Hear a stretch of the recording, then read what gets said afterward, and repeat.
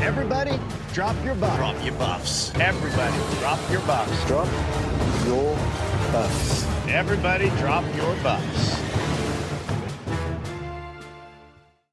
Hello and welcome to Drop Your Buffs podcast, where we talk about the strategy, social game, and stupidity Yes. of every episode of Survivor. Well done, Hello, Djon. my dear. Thank you. Hello, my dear Hannah. How are you? I am doing great. We are having a Green Day. Green Day, that's a band. We're having a Green Day It is. on our podcast. I'm wearing green sweater. Dion's wearing green tank. I'm wearing my Argo tank. Does that tank represent Tyson's underwear again? Or No, this is my Argo tank from when I was out on Survival Challenge. Really? It looks so I met you in. clean. Yeah, that's what happens when you watch it. But yeah, no, Yeah. it's super long. It's super, super, super long. Like, Love it. Memories. going. And you've got your season 40 buff on again. I I- do. My Survivor buff is packed away somewhere. I will get it eventually. And you are That's really all right. tempting me to buy a season 40 buff. Like, that buff looks so epic. I think I need to buy the pack Well, of buffs. When I was gonna say when I bought it, it was part of a pack of 4. So you have the, I think it's the 20 seasons commemorative buff. There's the 30 seasons 35 and What? the season 40 buff. So you get 4 buffs. It's Oh on my gosh. the actual buff, like professional, like official website. Yeah. They've got a stand. It comes on a stand. It's really cute. I've never bought a Survivor buff, so I Yeah. thought if there's any time to buy it, it's now. I missed out on all those commemorative ones in the past, and I really wanted them, and now I got them because it's like I don't know when they'll come out again. Who knows? Maybe season 50. I know this is the season to buy the commemorative buff. So Yeah, it is. I think I might But have to I was do gonna it. say, well, yeah, because you didn't have your buff last week as well, but Mhm. I also didn't do a drop your buffs moment, so I think we're even. Yeah. I was able to drop my buff and you just wore a buff. Okay, sounds Yeah, good. exactly. Well, you know what, Djon, to jump into things, I decided to bring something back from our last season of podcasting. And Yeah. I have some rapid fire questions for you to get started with. Let's do it. Not rapid laser questions, rapid fire questions. Now, Oh. these are I don't know. Is that fire? I don't know. That Um, sounds like wind. now these questions might be for a select audience, but these questions are for us as well. So sorry, not sorry if these are not entertaining to some of our listeners, but you know what? Sucks to suck, you know? So Oh, Djon, okay. Getting real. you have been watching Survivor Australia All-Stars, right? I have. Being, you know, you visit Being Australia, being Australian, supporting my homeland, and there's the Survivor. motherland. Motherland, All Stars, yes. Yes, I have been loving Survivor Australian All Stars, and you know, in the U.S. we have Winners at War. Like, this is the year of Survivor. This is amazing. Like the few weeks where it's just Survivor overload. People we've And it's seen like before playing. the best of the best. Right. So my rapid fire questions have to do with Survivor Australia. So my Okay. first question for you: which are you enjoying more, Winners at War or Survivor Australia All Stars? I'm going to say Winners at War. Okay. I think with Australian Survivor, there's an element for me which it's kind of like a different show. Mm-hmm. And like I appreciate that it's Survivor, and I appreciate that they're out there and it's a bit brutal, but I find that their structure can frustrate me because I'm not the biggest, most physical guy, and you look at the size of their men out there, and all of their challenges are physical. They had a challenge where they got to choose people to participate in different portions of the challenge, and every single person they picked was a male. And I'm like, what about everyone else? What about the people who aren't the physical players? What about, like, some seasons we watch American Survivor and there's like 1 or 2 really big jacked guys, one on each tribe, but that's it. It's one person supporting the tribe, not everybody except for one person. Yep. So for me, in terms of entertainment value, I like seeing real people of all facets of life getting into these things that you wouldn't see them. And we do see sparks of that, but in US like Winners at War, the very first challenge, you saw everybody get out into the water and everybody grabbing onto that, that lifesaver hoop and just fighting. And they had the ability to fight because they were given the opportunity and, they had the factors working for them. So I think that was the long version. The short version is I love the American format. I appreciate what the Australian format has, but I'm much more enjoying the American version. I love it. Okay, so next question. Jeff Probst or JLP? Jeff Probst. Really? I mean, yes. I appreciate JLP and anybody, like, everybody's got a massive crush on JLP. He's very charming. Me included.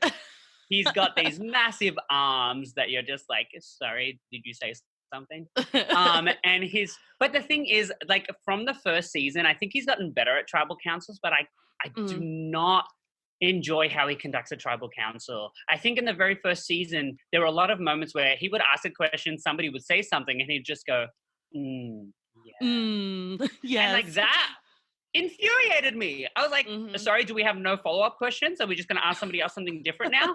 So for me, like, I feel like Jeff Probst, like, some people complain about how involved he gets in the conversation at tribal council, but I feel like that's necessary. He is essentially the narrator of the show.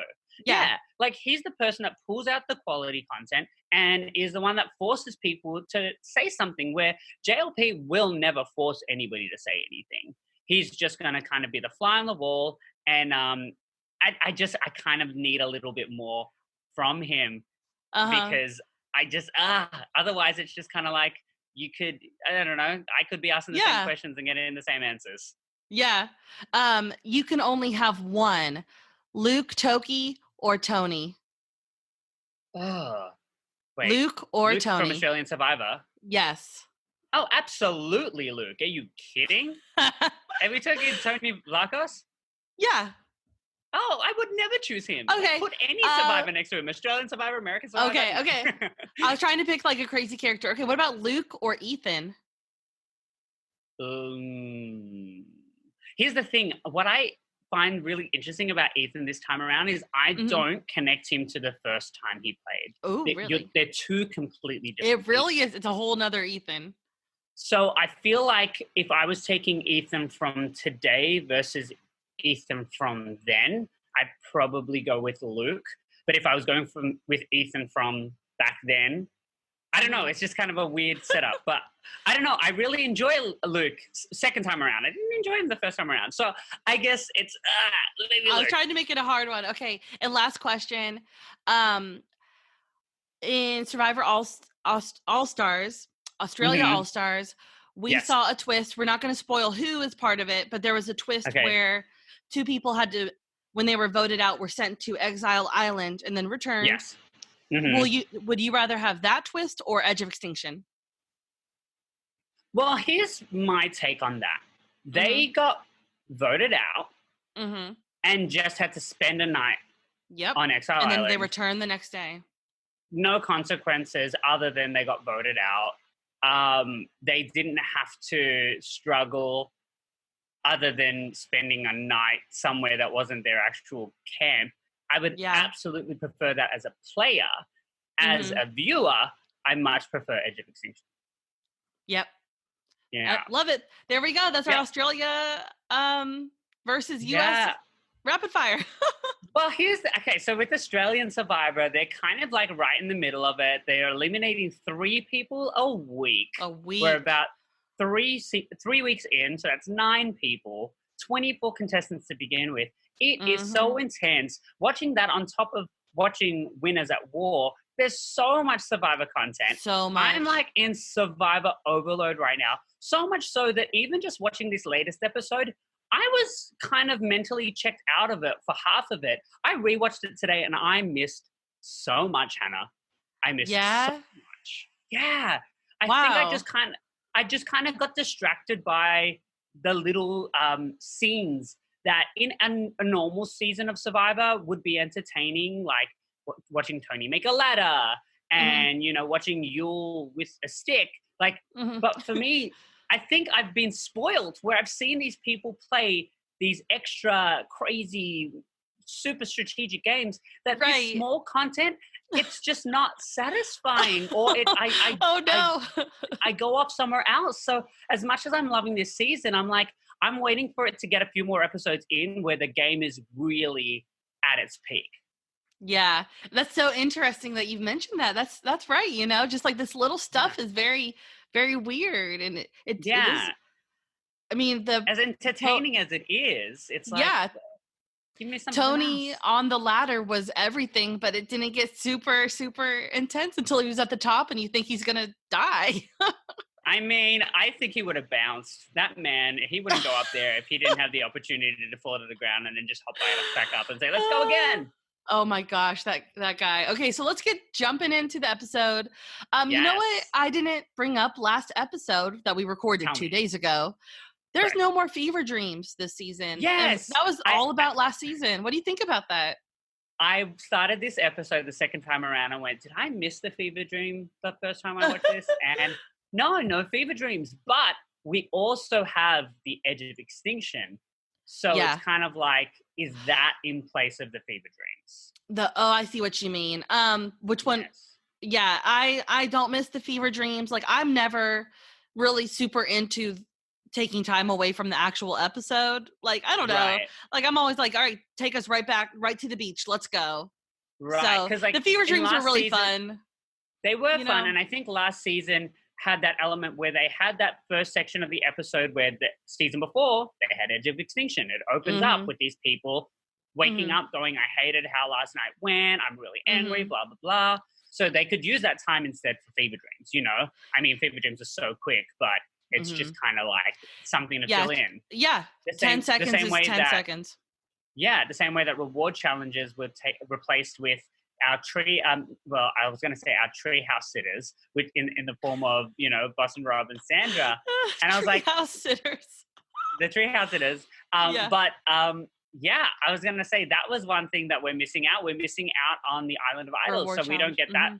But it's like, you know, we're still not even getting reward challenges. We're getting reward/immunity challenges. I will take the more content we get on the beach of people strategizing and people socializing. Like, that's what I'm here for. So I will take whatever brings us more of that is with me. And speaking, you brought up Edge of Extinction and how, you know, that's why we're jumping to the edge right when we get started. You know, we open up with Amber and she is saying, if I wasn't on the edge right now, and if I was just voted out, I would be so depressed right now. But I'm still here. I'm fighting, and I'm fighting for my husband. And like, that was cool. Just like, yeah, she's fighting for her husband. But to me, it's boring. I'm like, okay. Gotcha. Let's get to the action. Sure. I mean, I needed that clip because it kind of reinforced in me that, oh, wait, Rob's got like a secret like thing up his sleeve. Like he's got somebody who can get these things and just give him all of these advantages, you know, and he can sit there buying them because I didn't really kind of grasp that just yet. Yeah, the only other people who know that can happen is Sandra, who's received something, and now Jeremy has received something. Well, later he received something. So those are the only 3 people so far who know that stuff can be sent from the edge. And so only those, so Jeremy knows that Rob has, you know, this up his sleeve on the edge, and Rob knows that Jeremy has Natalie on the edge. So those 2 know of the secret power that they have going on right now. And I wonder how that's going to play out. That poker alliance, which ain't really a poker alliance. Maybe it's more like a Boston alliance because they're both Boston people. Huh, interesting. I didn't pick up on that. Yeah. Okay. All right. So we finished with the Edge of Extinction.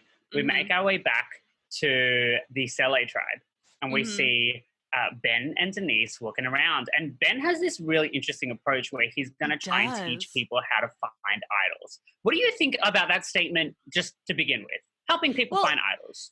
Yeah, because he says that he wants to do a better social game this time around. And we have talked already before about how we thought that Ben did have a good social game during his winning season, and that's why he beat Chrissy. Did we? I thought we did last season. I was going to say, because because I was gonna say, or maybe it was me telling you. Yeah, me telling you what I thought. Because I was gonna say, because I don't know that I think he necessarily had the greatest social game, because they all wanted him out, and I think that if more like, I guess, okay, yes. So I think he lost it at the end, but he had those social connections with people that wanted him to win, so they voted for him. But you're right, his social strategy was not there because he ended up being a big target. You know what I think? I think it was when we were discussing, I had compared him to JT.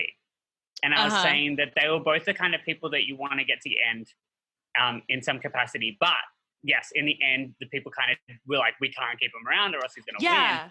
Yeah. Okay. So it kind of like, it kind of stinks that he viewed his social game so poor. Like he thinks that he didn't have social connections, which he did. But you're right. It wasn't enough for people to want to take him. So I'm like, he's such a personable guy. I'm like, dude, I mean, you can make friends easily. It's fine. Well, what I'm recognizing in his game this time around, he comes across so young. Like he's got this like little kid nervous energy, where his first season around, he was one of the older guys. And I think that's a really interesting play, because the old schoolers have the absolute reverse story going into this season. So, there's a lot of new school players who are actually the same age as the older people were their first season. Yeah. So in turn, Wendell, it makes them a younger player. Well, no, I was going to say like Ethan was 27 or something like that, 29 the first time he played, and now he's, 20 years older, where Ben played the season older than Ethan was the first time, but Ethan's older than him now. So in turn, it makes Ben one of the younger guys out there. And so in my head, that's kind of... Yeah. So he's out there with this nervous kid energy because he's playing with these older guys. Do you feel like we're seeing... I feel like this is not the Ben we saw his first season. Do you feel like we're seeing a whole different Ben? Yeah. And I think it's because of the people he's with. And I think because they've got people who are already filling those roles of, the leader around camp and the serious guy and all that kind of stuff. I feel like he's being able to take a step back and go, I don't need to do that this time around. I'm just going to be out here and have fun. I'm going to be a little more of a chaos player. Yeah. I'm going to be a little more social. I'm going to see what I could have done the first time around and possibly have, earned the win, versus people thinking that idols were hidden specifically for me and the win was catered to me, there's obviously that argument out there, and he's definitely going to be aware of it. Oh yeah. So I love this. I really, really am loving the side of him. And on our Instagram today, I posted 3 different questions for people to answer. And so there's 2 questions. And then my last question was literally, I just wrote, Ben, yes or no? Because I feel like Ben is so polarizing this go around. I mean, he was polarizing his season when he won. And we have 5 votes for yes and 5 votes for no. Wow. So we are split. So Djon, what is your vote? Ben, yes or no? Ooh. Ben Ben versus Ben the first time he played. Ben is a yes this season. Ben is a no this first season. Okay, yep. So Ben, now you're saying yes, and that's how I feel too. I am here for Ben. I don't want him to season. win. I don't want him to do well, but I enjoy him more. I will take the other side, that I am loving this goofy side of him where he keeps messing up too. And he's just like gets back up on his feet and just like, I'm imagining our friend Adam Bradford when he was doing a blindfolded maze challenge, and Hilarious. It was time for him to run into the maze blindfolded, and he ran straight into the fence, got back up and barreled right back into it, and got back up and finally made it into the maze.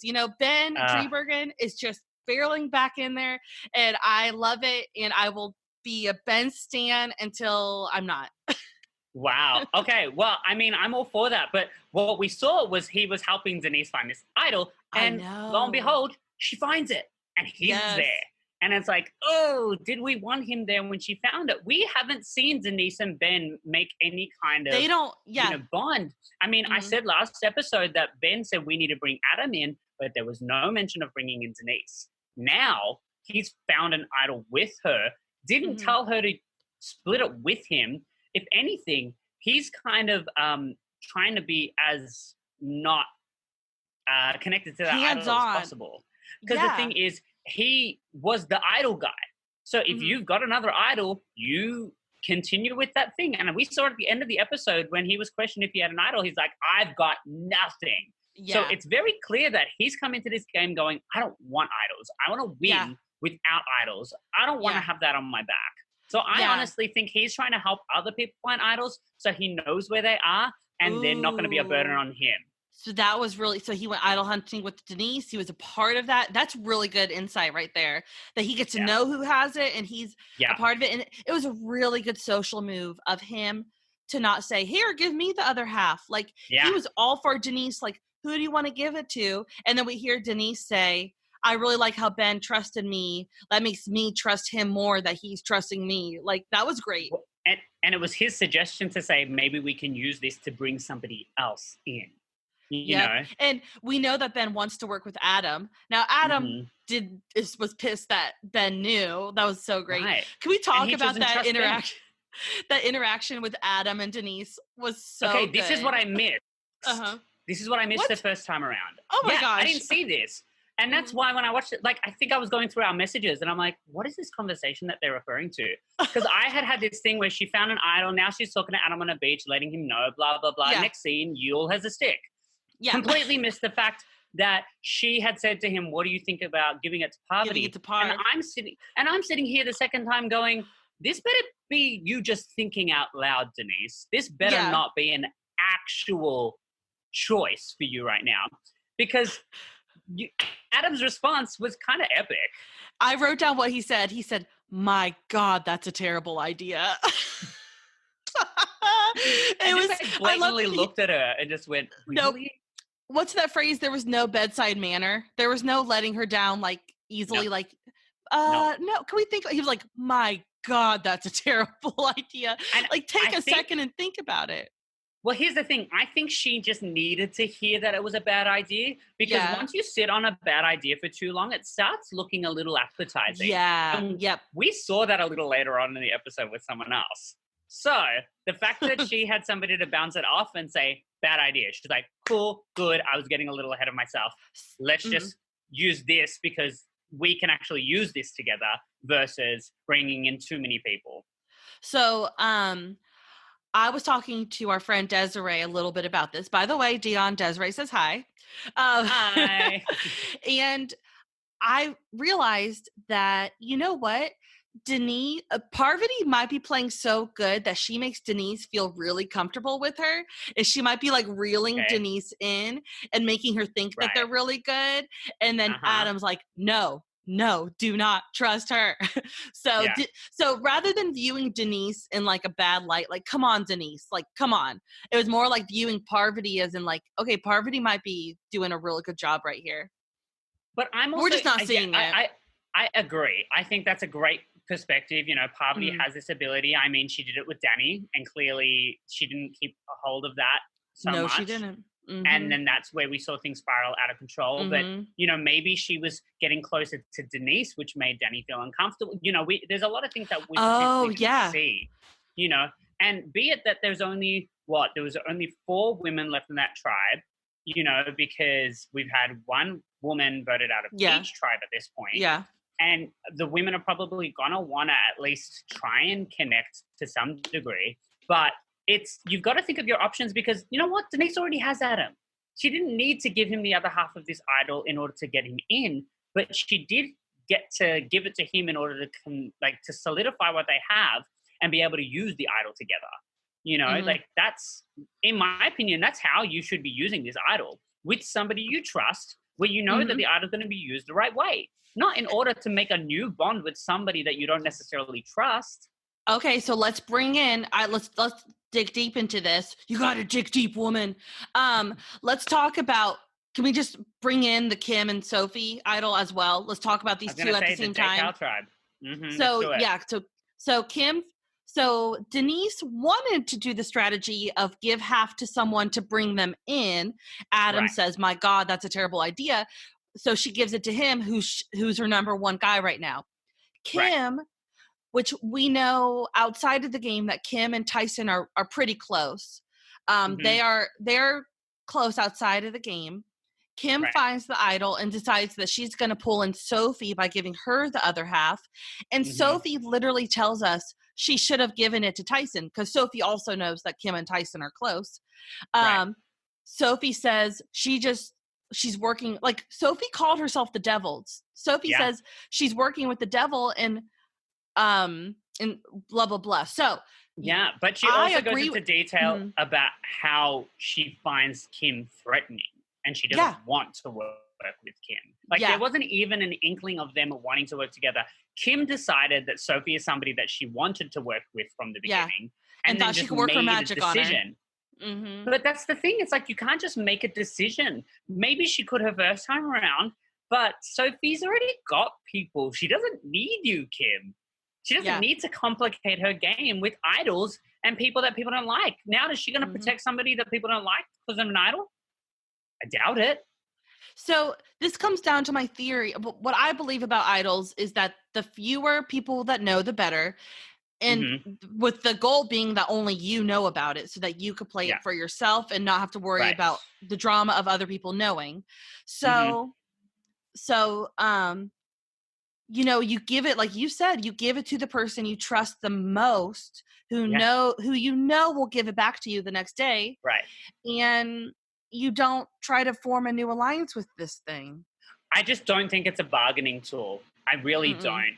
Especially when you're giving them half of the idol. I understand sharing the fact that you have an idol with somebody, but you've got that idol. You have that power. It's yours. It's in your pocket. It's like a last minute thing to kind of go, all right, it's not enough that I have this idol. I need to know that it's played properly, so I need to share this information with somebody else. This is not information. That is true. This is the idol. Without this person, your idol doesn't work. And, you know, like Sophie even said, you know, oh, well, I guess Adam said it about Pav. You know, if you tell her she knows you have an idol, blah, blah, blah. But the reality is she doesn't only know that you have an idol, but she takes away the power of the idol. You know, she can decide not to give it back. Correct. It's not valid unless they cooperate. Survivor go wrong. Ty has half of the super idol that Scott Pollard has the half. Remember that epic moment when Scott Pollard, all he needs is for Ty to give him the other half, and Ty just nods, shakes his head, nope, and Scott goes home. I loved that moment so much. And I think when I was watching that tribal council, I was jumping around my room because it was too much intensity for me to handle, because that was so awkward but so wonderful. Yeah, because Ty's sitting there going, I know this is the right move to make, but I feel horrible. Now, you see, if this happens to Kim, though, if Sophie doesn't give Kim the other half of the idol and then votes Kim out, my heart will be so torn, because, like, yes, Queen Sophie slaying Kim, the powerful winner, but it's also like, no, Kim, I want you still on this season. You know, see, I would be much more team Sophie than Kim in that moment. I'd be like, Kim, you did this to yourself. Go home. You're clearly out of your element. Oh my gosh. Okay, in saying that statement, we're seeing so many people out of their element this season. We are. It's almost like when you put that many strong players together, it brings down the level of game that's being played. It's almost like, you know, when you surround yourself with, like, dumb people, all of a sudden you start saying dumb stuff and making dumb suggestions, and you're like, why am I so dumb right now? And it's just because everybody's just kind of like evening out. Everybody's trying to find that median. And that's like right, that's like you know, me as a teacher, when I'm like, I don't know, like reading a book with a group of third grade boys, and there's this book called From Poop to Paper, and it's about how you can take elephant poop and turn it into paper, and the boys like, poop, and I'm like, yeah, poop. Okay, like, continue. I get it. Yeah, no, I was just gonna say, because we've seen some, like, really high caliber winners, and we've seen some winners that won, but don't necessarily have the same strategic game. And so you're going to think that it's going to bring the strategic game of some of those players up, and it's going to bring some of those high tier players down a little bit. So because they have less power to work with because they're on the bottom, so they can't Right. play with all that power. Right. So it's kind of like even people like Rob and Parvati, who are these like great strategic players, if you're playing with people who aren't going to play your game, it's like, I mean, the perfect example is, we've got Danny at camp. One of the first things she says is they've gone off and talked without me, boo-hoo. When we see that the conversation is, all right, do we go for Jeremy or Ben? It's got nothing to do with Danny. Danny, get up, walk over, sit down, talk to them. You're part of this. If they haven't expressed to you that you're not a part of this, or if they sit there and don't talk to you, then you can make a decision. But it's like, I think people get very emotional, and it's funny because I just never saw that game from her the first time around. She seemed very much like a lone wolf, and she said later on in the episode that she had a good alliance and all that kind of stuff, but she jumped from her original tribe to work with people in the other tribe, and she ended up working with alliance? the... Oh, wait, what are you talking? Are you talking about Guatemala or her alliance? Guatemala. Guatemala, So okay. in Guatemala, she Because had I her really original don't remember tribe. Guatemala too much. Sorry, go ahead. Right. So she had her original tribe, and they ended up getting like essentially picked off one by one. Stephanie had her tribe of oddballs. You had people like Rafe and Lydia and Cindy. There was the whole thing about Don't Cindy remember any of winning. them. So Cindy was a twin, and she had a loved one come out. It was a twin, but she also won the car challenge, the epic car challenge, where when she won, 4 other cars came in, and they said, if you give up your car, you can give everybody else here a car and hopefully break the curse of the car. Because at that point, everybody who won a car had never won the season. Yeah. Now, the only time that we'd seen that is when Boston Rob and Amber in All Stars, because they were a couple, it was going to happen. Anyway, Cindy chooses not to give everybody else a car, keep the car for herself, and then take Stephanie LaGrossa. So that puts this mark on her. And that's what Danny uses to get Rafe and Lydia to be like, we need to take her out. So like Danny was definitely a social player, but she kind of like turned her back on her original tribe and started working with people from the other side, just because she was a lone wolf and she did have those social strategic kind of abilities to like work with people. And that's why at the end you saw a group of her peers, the people she's played with, all go, yeah, we're going to give it to you. We've seen Stephanie play before. She kind of became a villain this season, and we like your game a lot better because you're holding your own and you're standing your ground. She has not done that at all this season, and it's really hard for me to watch because she's coming out there like this really like forlorn kind of like, woe is me. And I'm like, who is this person? Does time and age just grade you where you're a little like self-conscious? It was just really interesting. I have a lot of thoughts on this Danny vote. Well, I guess by a lot of thoughts, I have like 2 big thoughts about Danny getting voted out. Should we talk about it now? Just jump into it? I think we're in it. We can always come back to the challenge and things like that. Yes. Okay. So let's I jump also into. have thoughts about this as well. Yeah. One, like you've been saying, Danny dug her own grave. Yes. She, like you said, she could have gone up to them and talked to them. And she did if you feel like you're on the bottom, yeah, you could try to throw out names, but she was throwing out a name that people didn't want to vote out. So if you're on the bottom, you just try to do whatever you can to save yourself by saying, I want to work with you. Who can we vote for? Right. I will say this. I don't think that she picked a bad name in the game.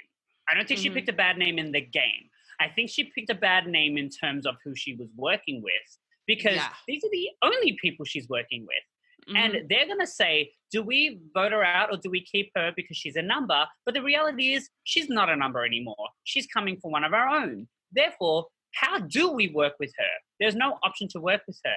But we did see footage of Adam and Jeremy and Michelle go, do we want to vote out Parvati? In my brain, that was the best choice to make. Use Danny as that person who's the one like, well, she decided to do that. We went along with it.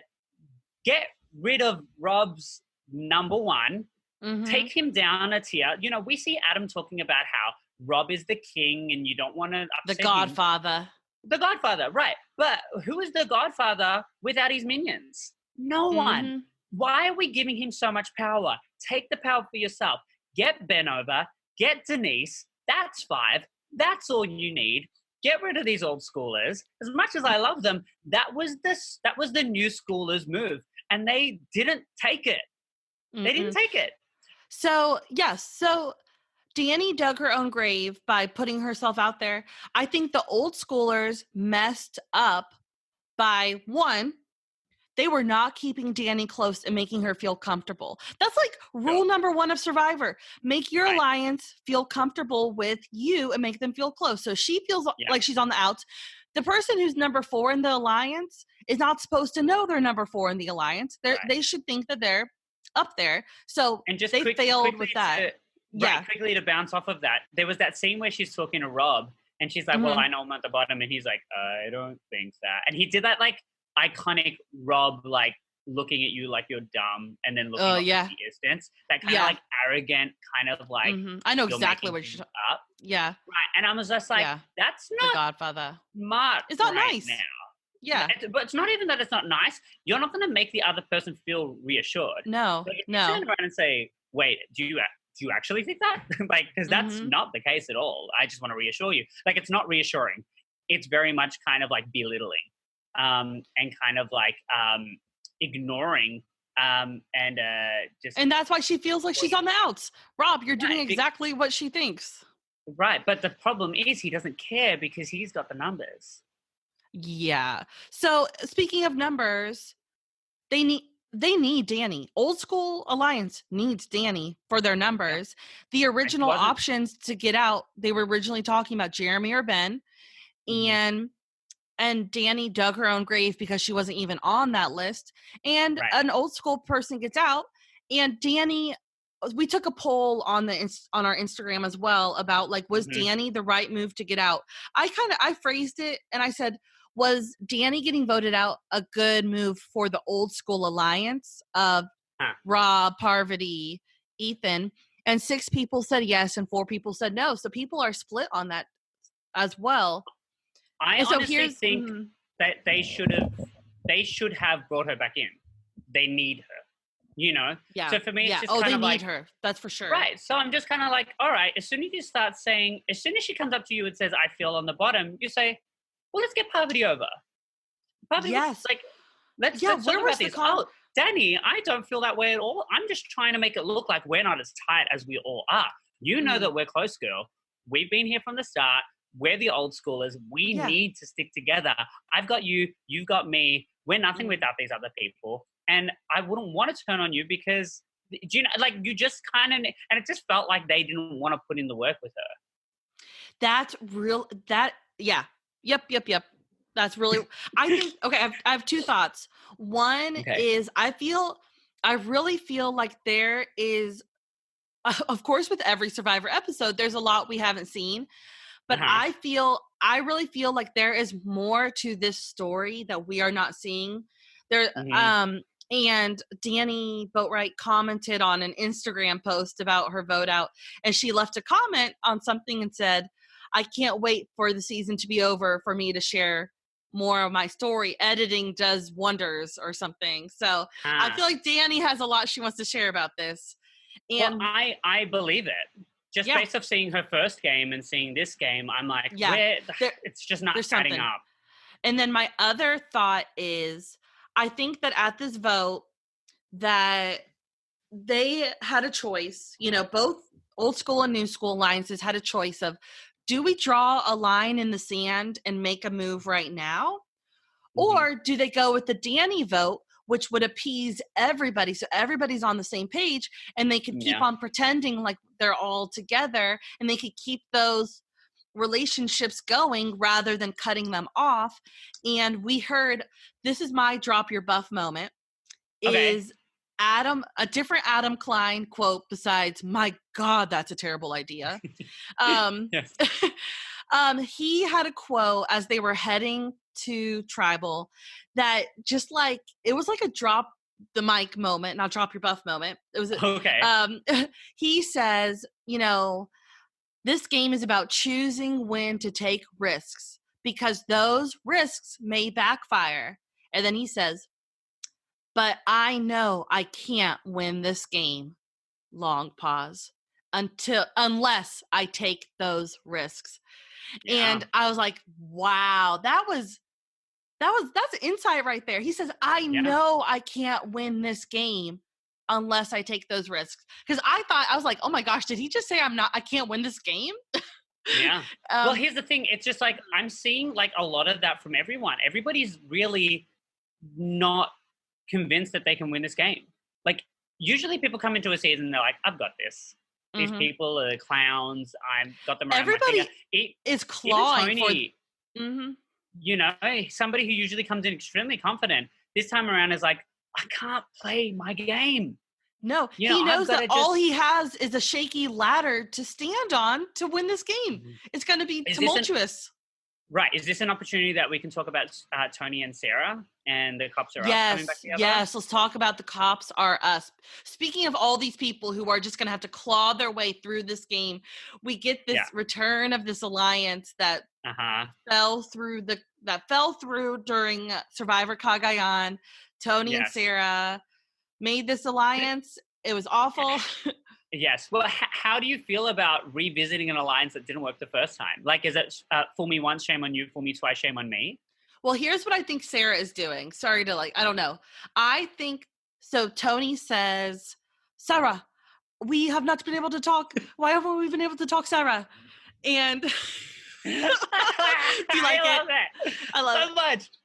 Okay, I finally got some type of impression somewhat down. Yeah. Okay, so... And she says, I'm not going to do the Sarah voice impression because her voice is a whole nother level that I can't get to. I was going to say that's a lot.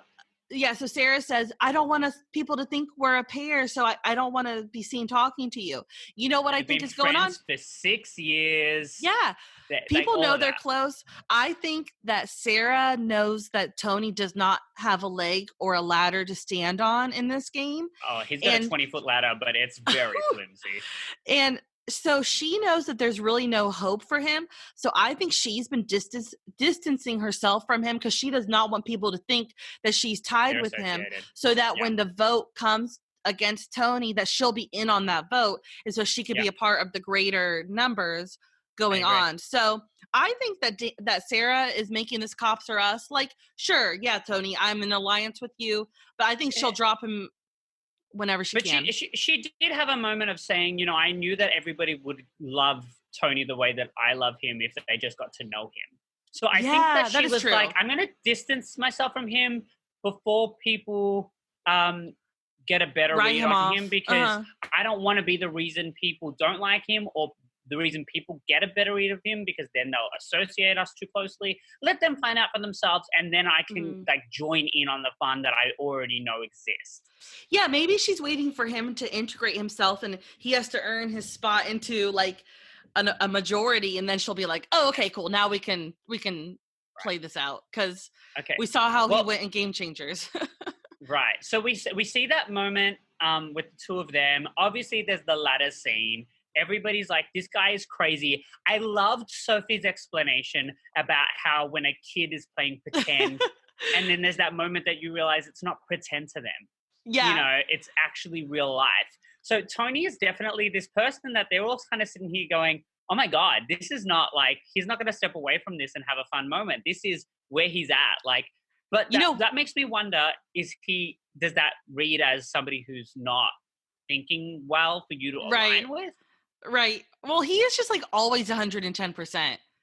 He's always the reason why he made that ladder is to one up Yule, because Yule made a breadfruit slinger, and Tony's like, hey, Yule, look what I can make, Yule. Sorry, there comes Tony's back. But that's so funny, because the thing is as well, like I even saw on social media, so I've been friends with Yule on Facebook probably for years, just like when I first started adding Survivor contestants on Facebook, back when I first got it. And I don't think I've ever seen him use it until recently. But like, because, you know, when I was like 20, I started adding everyone. But then recently he's like been putting up things. He put up a photo of Kim like eating something, and he's like, proof that I was in the episode, and it's his hand coming in from the side of the screen. Yeah. And so then he was like, and then he's like, should I be sad that all of my strategic moves and stuff that happened in this episode were outweighed by me making a sling to get breadfruit. Like, he's just like clearly seen that he was not seen as the strategic person. At least this he episode. got something. He got something, but I think they're trying to make him out to be smart. But I think they're trying to downplay his strategy right now, especially when his tribe's not going to tribal. Yeah. Somebody else who got that kind of edit was Sarah in her season. She was having a lot of like social dynamics with people, but you weren't necessarily seeing strategy. You were just seeing her kind of keep people close. And this was a moment between him and Kim. And Kim is somebody who's quite out of the circle. So maybe he's just trying to reel people in when he knows that he needs the numbers. She is that one-time player. She does technically fit in that pool of the alliance that he's in. She's just this person who's attached to Tyson. You get rid of Tyson, she's a free agent. You can use her. My last question that I had on our Instagram is I said, whose breadfruit invention was better, Yule or Tony? And there was 7 votes for Tony and 3 votes for Yule. So people loved the latter. They loved the latter. I mean, I think Yule's was better though. I think so too. I mean, Tony needed to yell at 6 people left, right, left in order to get that thing in place. It was turned into a spiral staircase at one point. You know, Wendell, the furniture maker, is just shaking his head like, what is going on? And then Tyson's like, does he actually think that he's an engineer right now? Like, that he made... And then Tony just kept on saying, I made the design. I came up with the design. I'm like, Tony, this is not...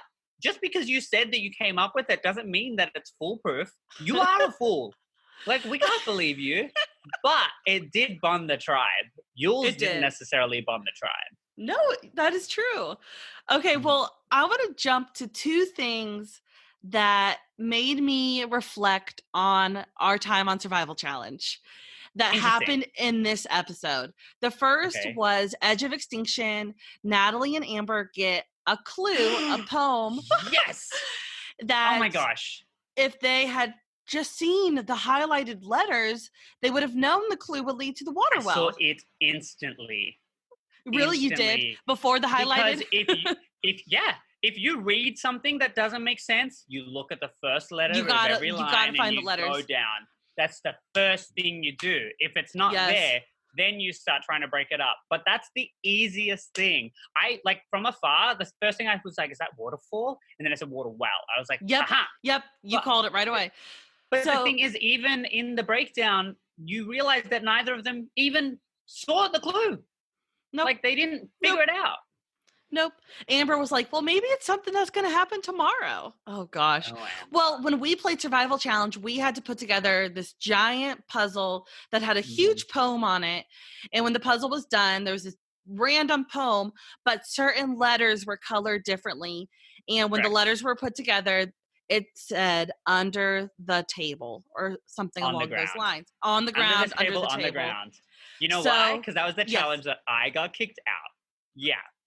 And I got voted out after that challenge. Oh, voted out, not kicked out. I was like, well, you were kicked out of a challenge. What did you do? No, because I remember just being on the ground, looking under the tribal council urn, under the table, looking for an idol. And what could have been? So the reason that I bring that up is because every challenge we went to after we read that idol clue or whatever that clue was, every challenge we went to, if there was a table involved, we were under it on the ground looking for something. I was throwing my hat under the table to pretend like I needed to go get my hat to try to find an idol. But funny. It didn't come to fruition. Yeah. I was being a little sneaky out there. I was trying. It didn't come to fruition until one person figured out what was going on. And that was when we had to do a blindfold individual immunity challenge. And there was a table involved. And one person, Justin, realized that the idol was going to be under the table and everyone was going to be blindfolded. And he found that idol while no one was looking because we were all blindfolded. So that was Can I just say that was extremely epic to watch because it was, I'm pretty sure the table was covered in like a cloth or something. Yes. And he walked up to the table, and all of a sudden he was on the floor, and we were like, I just remember the audience being like, "What is he doing?" And I knew because I was still in the game when the clue happened, and I went, Yes. "He's getting the idol!" Like it just but nobody else did it. Not one other person did it. He got that idol, and nobody knew. He went back, and that was incredible. It was such an awesome move. But it was like you gotta read those clues, and you gotta think about them constantly. You gotta think outside the box. You gotta be obsessive. You've got to be obsessive in the game of Survivor. You really. And so the other thing that made me think of Survival Challenge is the immunity challenge was so good this episode. The immunity challenge was so great. They had to make a cart. They had to get keys on rings. They had to pull the cart through the sand, undo the cart, put it back together, and then make a puzzle. And we did this when we played Survival Challenge. There was this epic cart that we had to put together with wheels, and it floated on the water, and we had to push it through the water, and it was so intense, and it was so fun, and we ended with the puzzle, and it worked well for my tribe. Because we never got to do it. My tribe worked well. Dion's tribe, it suffered through that. A peasy never give up. A peasy never give up. Never give up. It was a ride. That cart was a ride, I'll tell you that. But I think that their carts were a lot more cooperative. And teams were more cooperative. Correct. But no, it definitely gave me flashbacks. But in saying that, they were pretty neck and neck until that puzzle. And boy, oh boy, did we see a poor effort from Boston Rob. As Ethan said, man, you suck that challenge. And can I just say, okay, so why is he not getting any backlash for his performance in the challenge? What is happening? I'm frustrated. I'm very frustrated as to why Boston Rob is being protected by these people where he's clearly a threat. He's played this game multiple times. He's not performing in challenges. And he's just kind of ruining everybody else's game. Get rid of him. They're keeping the big dogs in so that they can... I don't know what to tell you.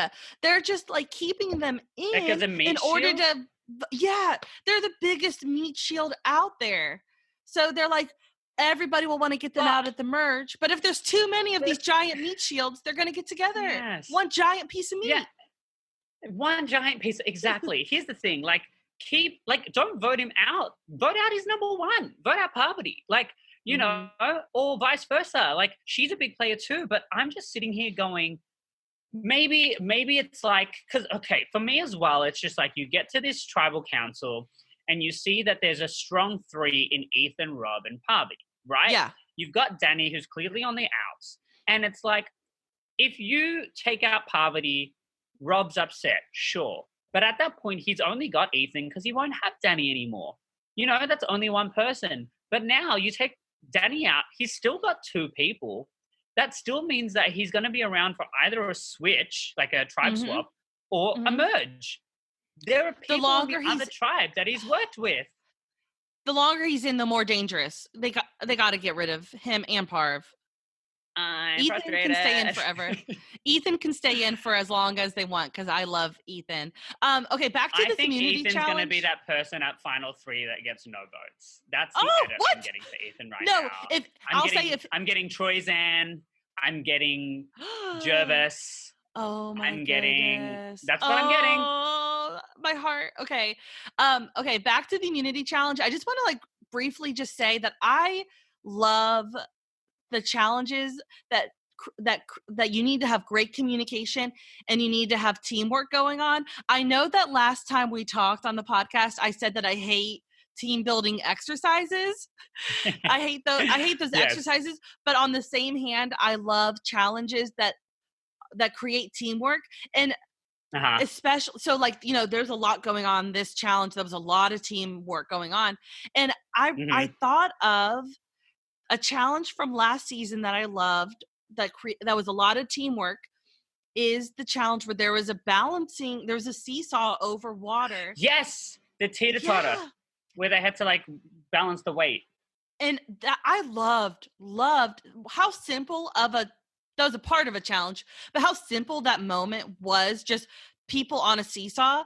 But that was epic. And those are my favorite challenges that you have to have communication and you have to work together. We might see that again.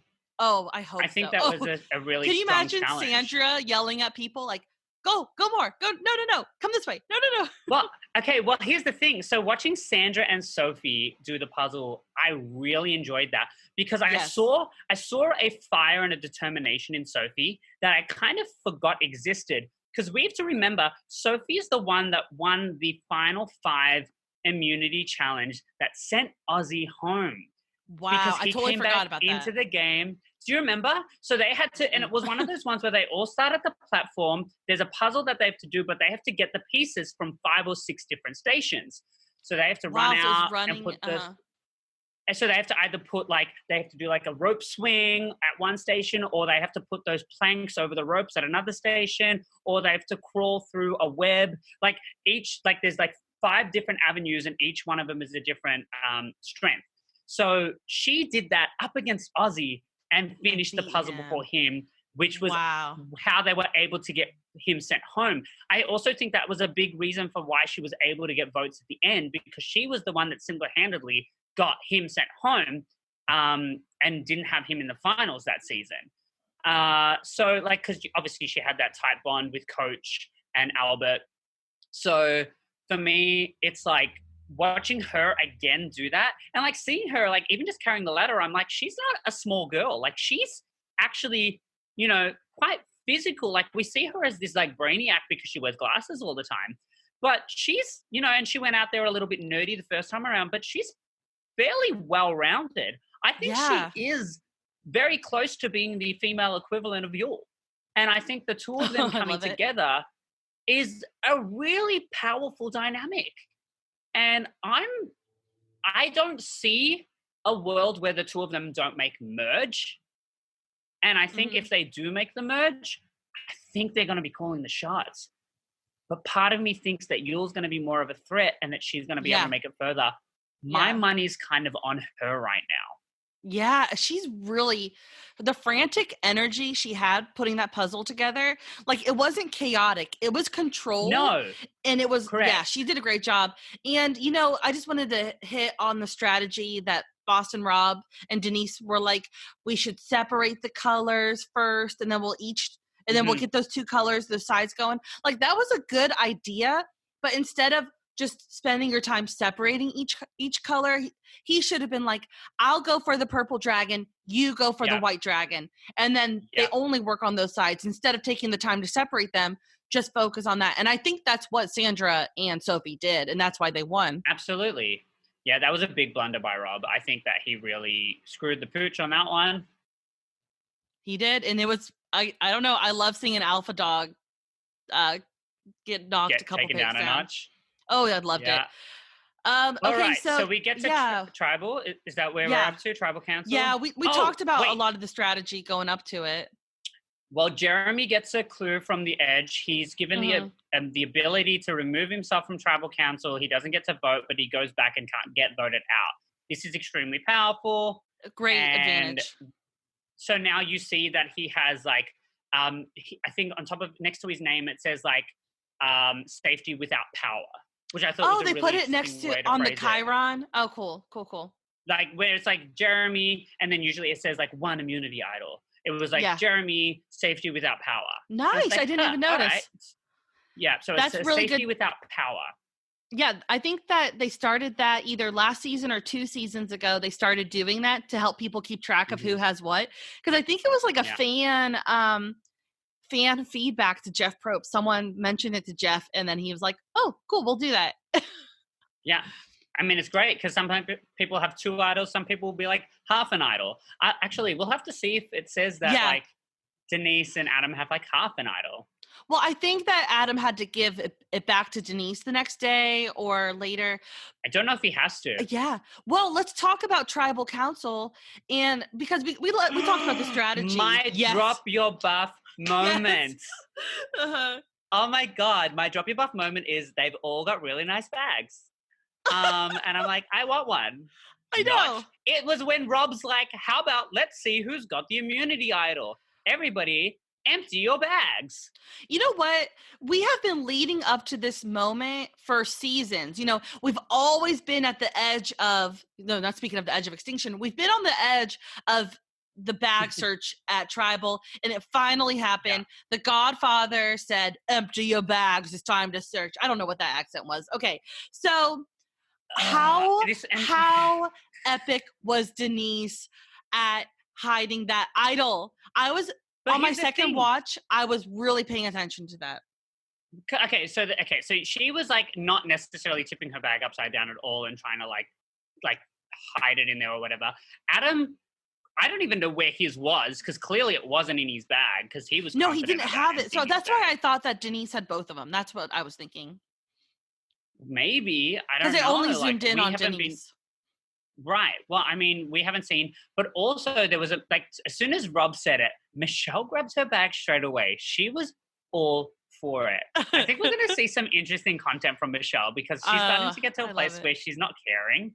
Yeah. And I love that, because I think that's going to work more for her, because when she got confident in her first season, that's when she started becoming powerful. But Denise is sitting there looking a little scared, looking a little worried. Everybody else is smiling and joking around, and she's sitting there like with this tense look on her face. And I'm like, Denise, you can't do this. You've got to ease up. But the moment that I loved was, why do we need to know, Rob? Why do we need to know who's got the immunity idol? Was that from Adam? Do you have it, Adam? Yeah.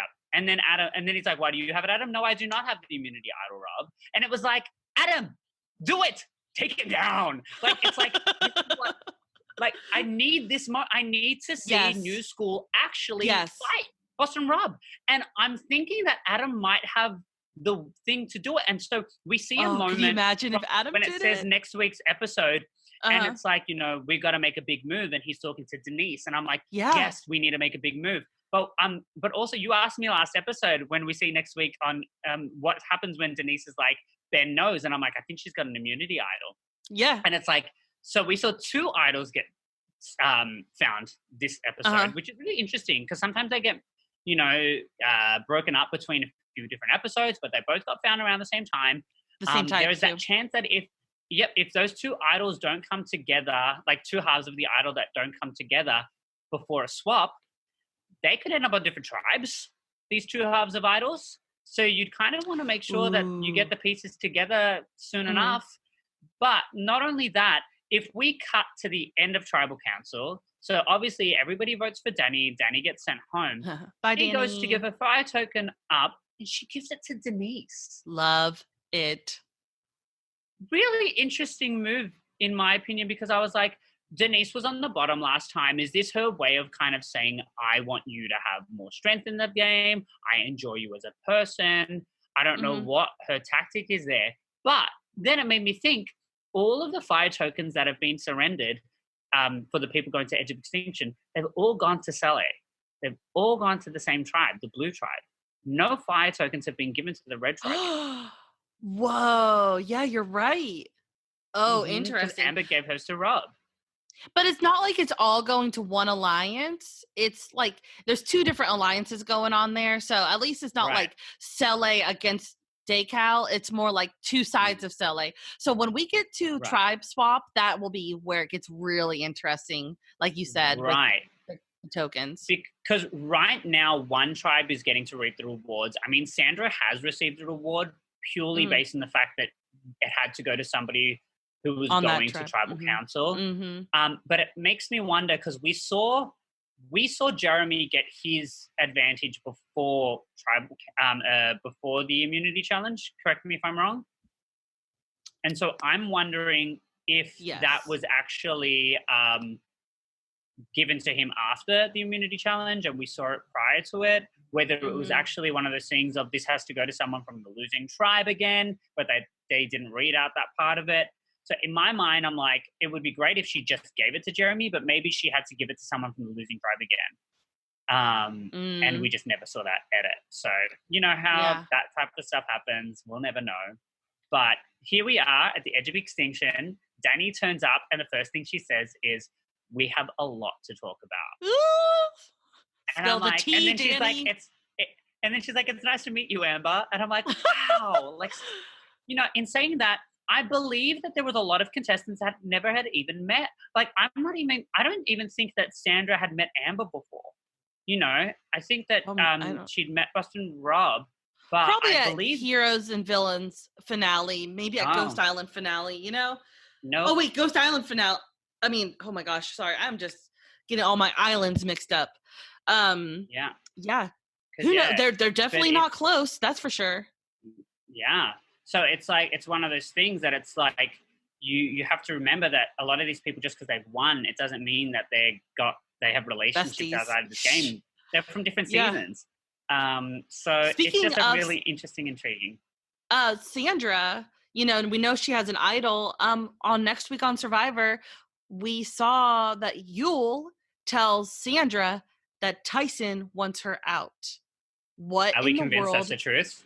is going on? Well, we don't know if that's the would Yul lie about that? Yul, you sly dog. So I just think that's a ballsy move, whether it's true or not. That's a ballsy move to start throwing people under the bus I just think that Yul knows how to poke Sandra's buttons. You know, like yeah.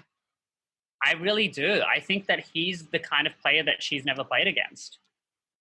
Yeah, he knows how to poke up breadfruit, and he knows how to poke Sandra. Hilarious. And then the last part, yeah, the last part of Next Week on Survivor is what I'm like now super looking forward to. Is Team TV Tony holding a shark, running out of the ocean, screaming his head off. I cannot wait to see that. I love Tony on my television. It looks like it's going to come back up and grab his arm. Oh my gosh, that's terrifying. I would not hate that. I would don't sit there running with it. Just throw it onto the sand. I know. And then do what you need to. Did you see? Crazy. Did you see everybody going like, Tony, put it over here? But he doesn't. He just runs off. I can't wait. And then everybody's reactions. Yep. It's like, yeah, exactly. I cannot wait. Oh my gosh, here we go again. Yep. All right. So in saying that, we've seen 3 women get voted out now. It's all women on the edge of extinction. I hate it. I came out early on saying we were going to see a woman win this season. It's not looking good. But what is it about them taking out the women? Is it to do with challenge performance? Is it to do with being trustworthy? Is it threat level? Like, why are we not seeing men get voted out yet? Well, the 3 women voted out, you could classify as more soft-spoken women. Although I know Natalie's not soft-spoken, but Natalie definitely wasn't. She wasn't being super strong with calling shots. She was, if that makes, I don't know. But is that a reason to vote somebody out? I don't know. Well, I'm just saying that like these 3 women have that in common, that they weren't in power positions, any of them. Right. Okay. So sure. Yeah. So hopefully I don't know if they're more... just trying to keep their tribe strong or what it is, but I think that there are better votes to be making, and I think they're wasting them. I hope we see, like Adam said, it's time to hunt the big dogs. I want to see Adam take out Rob. Since you planted that idea, I really do. I would love it. And like I said, it would hurt me so much to see Sophie take out Kim, but it would be epic. It would be epic. Yeah. And I'm here for right now, at the end of this episode, I would like to see a final 3 of Yul, Sophie, and Denise. That's what I would like to see. Okay. Wow. I can't think of what I would like to see, but that sounds great. I probably will try and do that at the end of every episode now. Like, who would I like to see in my final 3? Yeah. But in saying that, we haven't done our strong players, our dark horses. We haven't done that in a while. But I'm thinking, we keep on expressing it, where my strengths, I think Yul, Sophie are doing great. And I think and I feel the like ability to do well. Yeah. I think that we've kind of hit those things of like who's secretly doing some stuff and who's sucking, like Boston Rob and So who's in trouble next week? I think that Boston Rob, Ethan, and Parv, that trio is not gonna survive. I think someone's getting out. Sure. And on the other tribe? I think Kim really has a huge target on her. Oh yeah, and Tyson. Oh, and yep, I think those 2 are on the outs, unless Tony just can't hold it in any longer and implodes. Or Kim manages to actually use the idol like she wants to. Yeah, it's all in Sophie's hands. Okay, well, any other thoughts on this Sophie's episode? choice. Oh gosh. I love She it. gets Okay. to make the choice between two halves. Okay, that was great. That's perfect. All right. Well, that's a wrap on this episode. Woo! Remember to subscribe wherever you listen.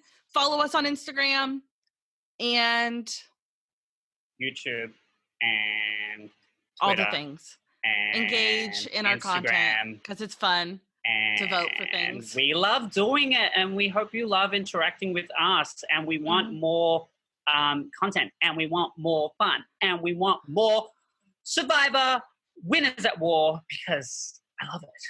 You know what I should do? I'm going to put up an Insta story where you can type in what your drop your buff moment is. So if anybody has a different drop your buff moment, I'm going to call it the DYB moment, drop your buff moment. And I want you guys to tell us if you had something different from ours. Besides we should do that every episode. Yeah. Besides that, I've got nothing for you, Djon. One day. Bye, everyone. See you next week. Bye. Everybody, drop your buffs. Drop your buffs. Everybody, drop your buffs. Drop your buffs. Everybody, drop your buffs.